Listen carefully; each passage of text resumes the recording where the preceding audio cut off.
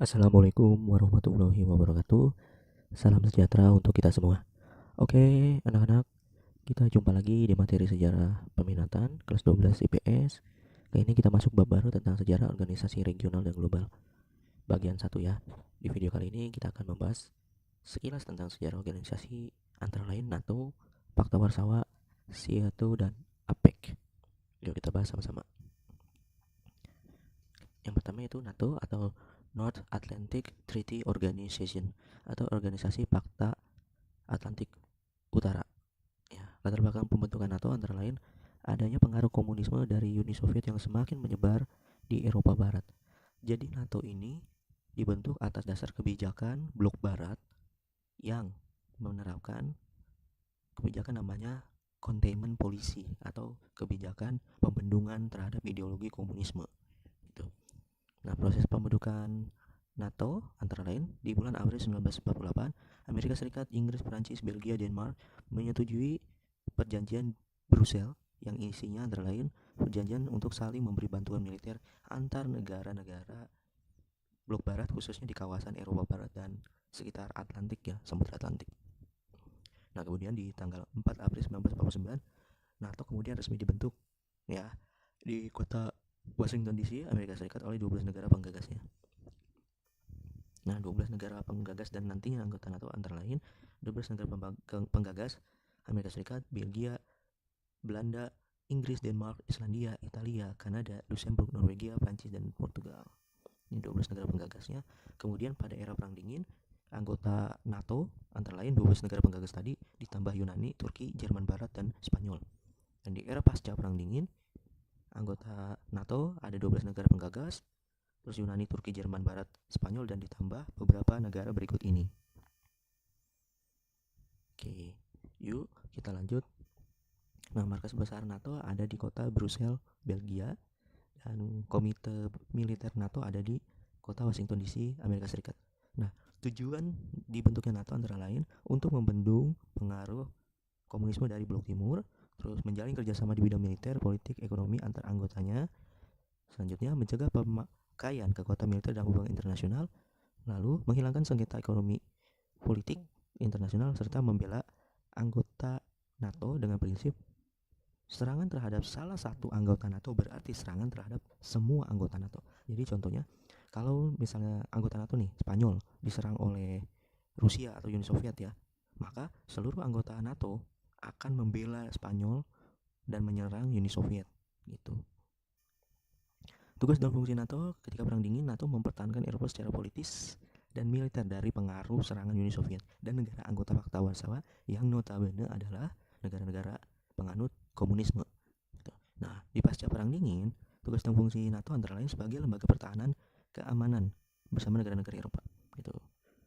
Nah, NATO juga di samping itu memiliki partner countries atau negara-negara rekan ya. Misalnya Australia, Jepang, Korea Selatan, Selandia Baru. Partner countries. Mereka sama-sama diajak untuk bekerja sama mengamankan dunia. Tuh. Nah, NATO juga bekerja sama dengan Uni Eropa dan PBB yang memang dari segi politik dan ideologi sangat dekat ya dengan NATO yang liberal ya, blok-blok negara liberal gitu. Lalu apa pengaruh NATO bagi Indonesia? Pengaruh NATO bagi Indonesia memang tidak terlihat secara langsung. Namun ini kita bisa simpulkan ya. Pengaruh NATO itu terlihat dari bagaimana beberapa anggota NATO menjalin kerjasama dalam hal militer dan intelijen dengan Indonesia. Contohnya, ada Perancis dan Jerman yang berpotensi melakukan aktivitas jual beli teknologi persenjataan dengan pemerintah Indonesia. Seperti yang kita tahu, Perancis dan Jerman memang terkenal dengan teknologi militernya yang cukup mumpuni ya, itu khususnya di bidang teknologi angkatan darat. Gitu. Oke, kita lanjut ke organisasi berikutnya, Pakta Warsawa. Kalau tadi NATO itu organisasi blok barat, kalau Pakta Warsawa itu organisasi blok timur, penganut ideologi komunis. Pakta Warsawa adalah aliansi militer negara-negara blok timur di Eropa Timur yang merupakan penganut ideologi komunisme. Perancang Pakta Warsawa adalah pemimpin tertinggi Uni Soviet ketika itu di tahun 55 ya adalah Nikita Khrushchev. Dan Pakta Warsawa dibentuk di kota Warsawa, ibu kota Polandia, pada tanggal 14 Mei 1955. Gitu. Nah, markas besar Pakta Warsawa ada di kota Moskow, Rusia. Gitu. Anggota Pakta Warsawa antara lain Uni Soviet, Polandia, Albania, Bulgaria, Cekoslowakia, Hungaria, Jerman Timur, dan Rumania. Nah, latar belakang pembentukan Pakta Warsawa antara lain, Uni Soviet ingin mempertahankan kendalinya atas militer di Eropa Tengah dan Eropa Timur. Mengendalikan militer di Eropa Tengah dan Eropa Timur. Jadi memang Pakta Warsawa itu secara politis memang sangat dipengaruhi oleh Uni Soviet sebagai salah satu negara anggota yang sangat berpengaruh ya. Terus adanya reaksi atas bergabungnya Jerman Barat ke NATO pada tahun 1955 berdasarkan Fakta Paris 1954. Jadi Jerman Barat itu berdasarkan perjanjian Potsdam, Jerman Barat maupun Jerman Timur itu tidak akan dibiarkan untuk menganut blok manapun ya setelah pasca perjanjian Potsdam tahun 45. Karena setelah Jerman dipecah menjadi Jerman Barat, Jerman Timur, itu dibiarkan menjadi negara yang bebas menumpuk tanpa aliansi manapun. Namun ternyata di tahun 1955 Jerman Barat tergiur diajakin oleh negara blok Barat untuk bergabung dengan NATO. Nah, itu yang membuat Uni Soviet kesel. Wah, ternyata memang persaingan ideologi, alhasil nantinya Uni Soviet mengajak Jerman Timur untuk bergabung dalam Pakta Warsawa gitu. Karena memang Jerman Barat itu penganut ideologinya liberal ya. Dan karena memang diduduki oleh 3 negara yaitu Prancis, Inggris, dan Amerika Serikat berdasarkan perjanjian Potsdam. Kalau Jerman Timur itu diduduki oleh Uni Soviet berdasarkan perjanjian tersebut. Oke, kita lanjut. Tujuan pembentukan NATO antara lain mengorganisasikan diri terhadap ancaman NATO. Jadi untuk membendung pengaruh NATO juga ya di Eropa Tengah dan Eropa Timur. Terus mempersatukan negara-negara komunis. Lanjut memupuk kerjasama militer antara anggota Pakta Warsawa dan menghendaki persatuan Eropa Timur yang merupakan kumpulan negara-negara penganut komunisme. Terus tugas dan fungsi dari Pakta Warsawa antara lain adanya Political Consultative Committee atau komite konsultasi politik yang melakukan kegiatan non militer.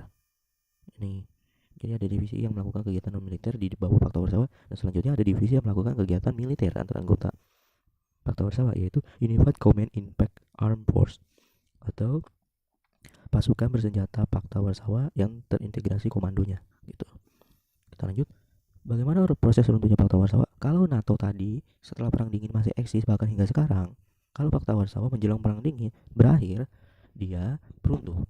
Nah, proses runtuhnya gimana? Di tanggal 25 Februari 1991 di Hungaria, para menteri luar negeri dan menteri pertahanan negara anggota Pakta Warsawa melakukan perundingan. Dan perundingan itu dilanjutkan pada tanggal 31 Maret 1991 yang menyatakan bahwa operasional Pakta Warsawa berakhir ketika di pertemuan Ceko di kota Praha. Nah, hingga akhirnya Pakta Warsawa resmi dibubarkan atau runtuh pada tanggal 1 Juli 1991. Dan keruntuhan Pakta Warsawa ini juga yang menjadi salah satu latar belakang nantinya yang menyebabkan runtuhnya Uni Soviet. Nah, penyebab runtuhnya Pakta Warsawa ada banyak faktor. Pakta Warsawa ini ternyata menjadi sandaran bagi rezim komunis di Eropa Timur yang tidak populer di mata rakyat dan tidak mendapat dukungan rakyat. Terus orang-orang non komunis banyak yang berkuasa di negara anggota Uni Soviet ya. Jadi keutuhan Uni Soviet terancam. Terus banyak musuh dari dalam Pakta Warsawa seperti negara-negara Eropa Timur yang takut terhadap serangan Uni Soviet. Jadi mereka bergabung ke Pakta Warsawa itu karena terancam kan dominasi Uni Soviet yang sangat besar di Eropa Timur. Terus pemerintah Uni Soviet meninggalkan Pakta Warsawa karena kesulitan ekonomi akibat berlebihnya pengaruh militer.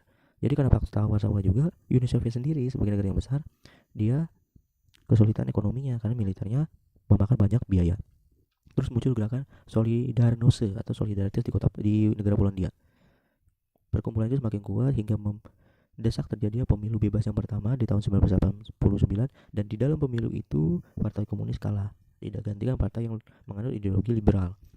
Terus Partai Komunis Cekoslowakia juga tersingkir dari tampuk pemerintahan, dan jatuhnya pemimpin komunis Bulgaria dan pemimpin komunis Rumania. Ini nama orangnya, pemimpin komunisnya. Terus lemahnya kesatuan di antara negara komunis, jadi mereka kurang solid ya dibandingkan dengan NATO. Terus negara-negara bagian Uni Soviet ingin memisahkan diri. Inilah yang nanti menjadi ujung berakhirnya perang dingin ya, ketika bubarnya Uni Soviet sebagai suatu negara di bulan Desember kalau nggak salah tahun 1991. Nah, pengaruh Pakta Warsawa bagi Indonesia antara lain, ini pengaruhnya secara tidak langsung ya.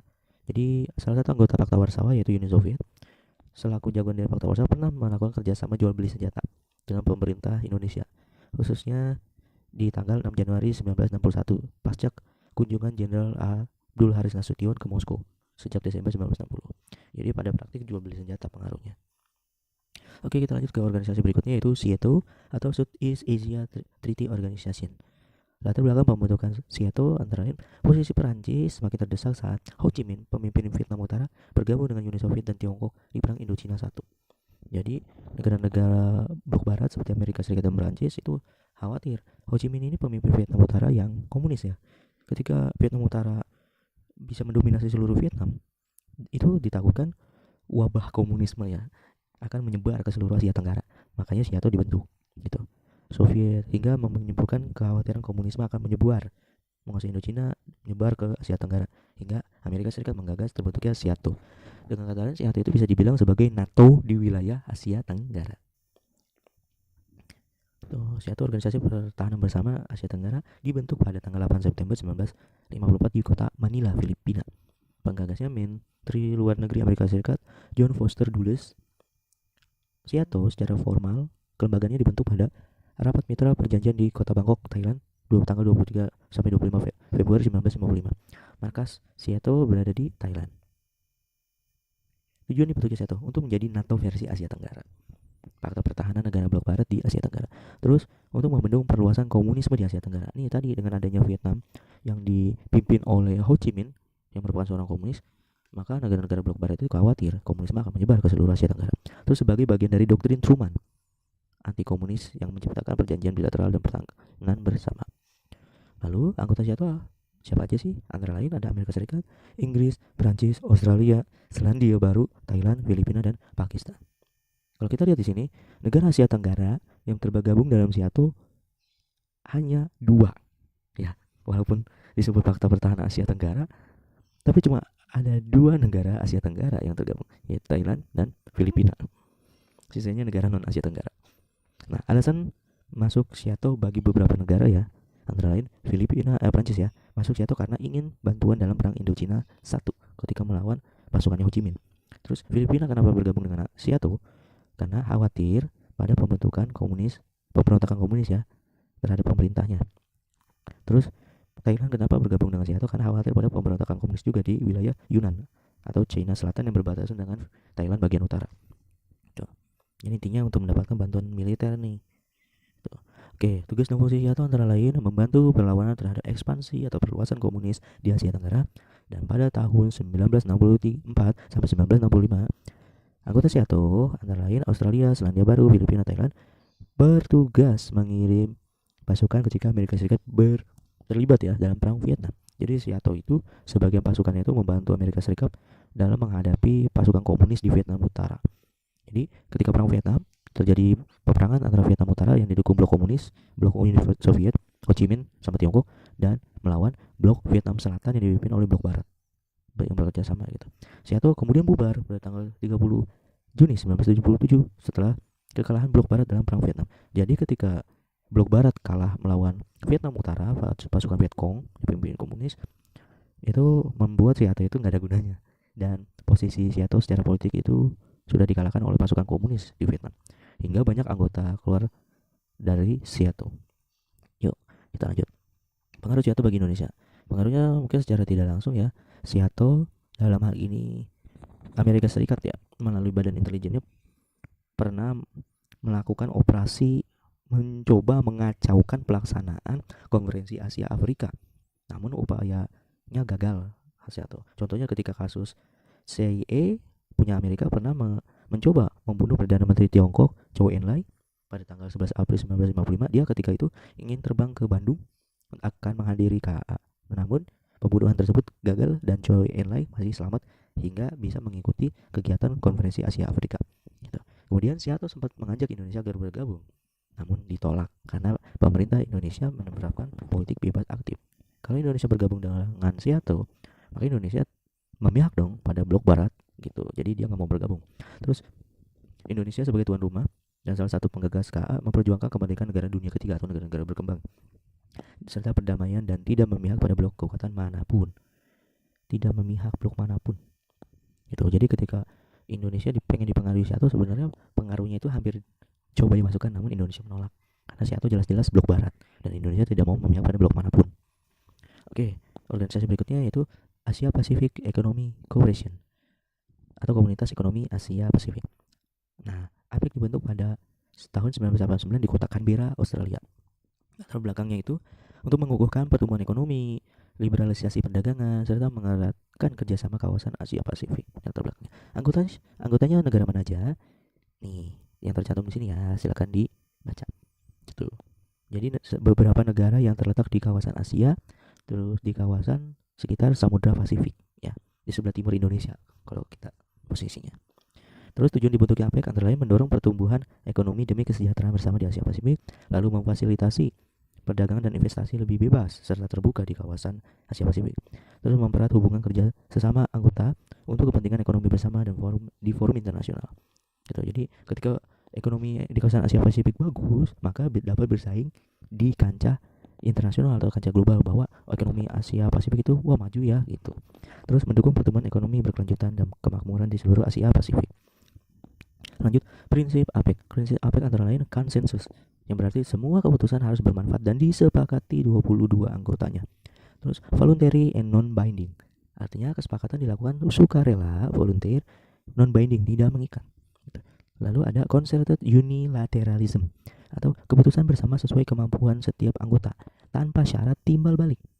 Gitu. Jadi setiap anggota itu mengeluarkan seluruh kemampuannya tanpa dituntut untuk memberikan feedback. Ya. Terus ada differentiated time frame, atau anggota maju ekonominya diharapkan liberalisasi lebih dahulu. Jadi anggota Asia APEC ya, yang ekonominya lebih maju diharapkan melakukan liberalisasi perdagangan lebih dahulu. Ini biasanya dilakukan oleh negara-negara yang sudah lebih maju ya, contohnya Australia gitu. Oke, kita lanjut. Pengaruh APEC bagi Indonesia apa aja sih?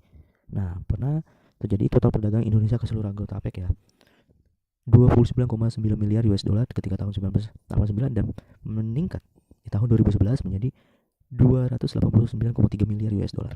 Kemudian penanaman modal asing atau FDI dari seluruh anggota APEC yang masuk ke Indonesia membawa pengaruh sebesar 2,5 miliar US dollar di tahun 94 dan meningkat di tahun 2011 menjadi 10,6 miliar US dollar. Lalu terjadinya peluang kerjasama dengan APEC bisa dimanfaatkan Indonesia, seperti mengembangkan kapasitas ekonomi, daya saing, inovasi Indonesia, dan mendorong terbukanya pasar di Asia Pasifik.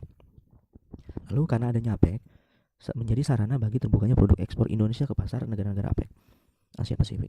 Lalu produk impor dari negara-negara anggota APEC juga makin banyak masuk ke Indonesia. Gitu.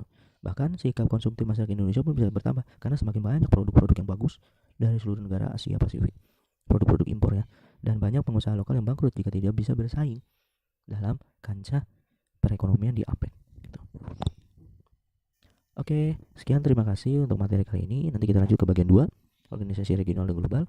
Semoga materi kita ini bermanfaat dan kalian bisa paham. Oke, billahi taufiq wal hidayah. Assalamualaikum warahmatullahi wabarakatuh. Sampai jumpa di pertemuan berikutnya. Dadah.